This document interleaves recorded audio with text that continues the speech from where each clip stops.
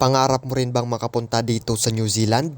Ano-ano nga ba ang pwede mong maging pathway para makarating ka dito sa New Zealand?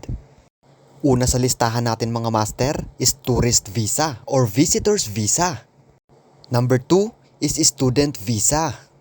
Pangatlo sa listahan natin mga master is work visa. At sa work visa naman ay may mga categories yan. Merong straight to residency. Ito yung nasa green list, yung skills na meron ka. Merong work to residence. Ito yung nasa green list pa rin yung skills mo, pero pwede ka lamang maging resident after 2 years ng pag-i-stay or pagtatrabaho mo dito sa New Zealand. And last, ang AEWB, ang Accredited Employer Work Visa.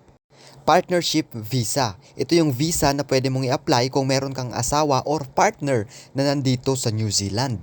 At napakarami pang iba dahil iilan lamang ito sa mga uri ng visa na meron ng New Zealand. At para makasigurado ka master, bisitahin mo ang www.immigration.gov.nz/New Zealand-visa.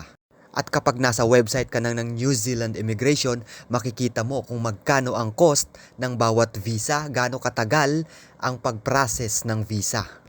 Master, kung gusto mo pa ng mga ganitong content, follow for more. Master Vlogger Sana All TV, ang vlogger-vloggeran dito sa New Zealand. Proud Pinoy palagi.